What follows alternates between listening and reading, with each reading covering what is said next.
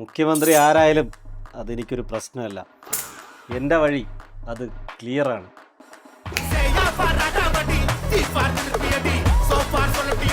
ഇത് പരസ്യമായിട്ട് ഗുരുപൂജ ചെയ്യണമെന്ന് പോകും. ഈ ഒരു കാര്യം ചെയ്യും, കണ്ണൂരിൽ നിന്ന് നമ്മുടെ ആ പഴയ ആയുധപ്പെട്ടിക്കും കൊണ്ടുപോകാം. എനിക്ക് കുറേ പ്ലാനുണ്ട്. ഇവിടെ ഒരു പ്ലാനുണ്ട്. ശ്രദ്ധിക്കട്ടെ, പിള്ളേര് കളിക്കല്ലേ? Yes boss. തട്ടിപ്പും വെട്ടിപ്പൊക്കെയാണ് നമ്മൾ ചെയ്യുന്നെങ്കിലും കുറച്ചുകൂടി അപ്ഡേറ്റ് ആയിട്ടിരിക്കണം. ഇല്ലേ പാടാ ഫീൽഡ് ഔട്ടോ. പക്ഷെ എനിക്കിപ്പം വലിയ ഇൻട്രസ്റ്റ് തോന്നുന്നില്ല ബോസേ. എൻ്റെ ഡ്യൂടെ ഒരു കള്ളം പറയേണ്ട വാക്കാണ് ഈ പറഞ്ഞത്.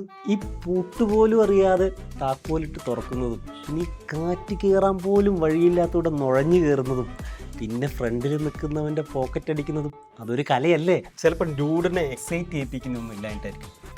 ഒരു പുതിയ പരിപാടി ഉണ്ട്, ഡിജിറ്റൽ അറസ്റ്റ്. BNS 308 വകുപ്പ് എക്സ്റ്റോർഷൻ, 7 വർഷമെങ്കിലും തടവ്, IT ആക്ട് 66D, ആൾമാറാട്ടം, എല്ലാം കൂടെ കൂട്ടി കുറെ കമ്പിയെണ്ണ.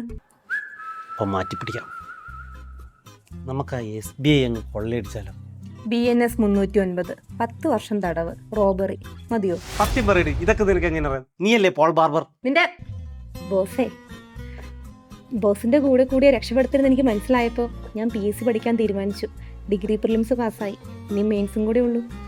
അപ്പം നീ എങ്ങനെയാ പഠിക്കുന്നത്? KS മെന്ററിൽ ഈ മെയ് 27 SI മെയിൻസിന്റെ വെബിനാർ ഉണ്ട്. ഇരുന്നൊന്ന് കൂടണം, എന്നിട്ട് അവിടെ ബാച്ച് എടുക്കണം. ഈ പ്രിലിംസ് എഴുതാതെ മെയിൻസ് എഴുതാൻ പറ്റുമോ? പറ്റത്തില്ല. അപ്പം ഞാനെന്ത് ചെയ്യും? അടുത്ത വർഷത്തേക്ക് പ്രിലിംസ് എഴുതണം. അവിടെ പുതിയ ബാച്ച് തുടങ്ങിയിട്ടുണ്ട്, ഡിഗ്രി പ്രിലിംസ് 2027. Okay, D.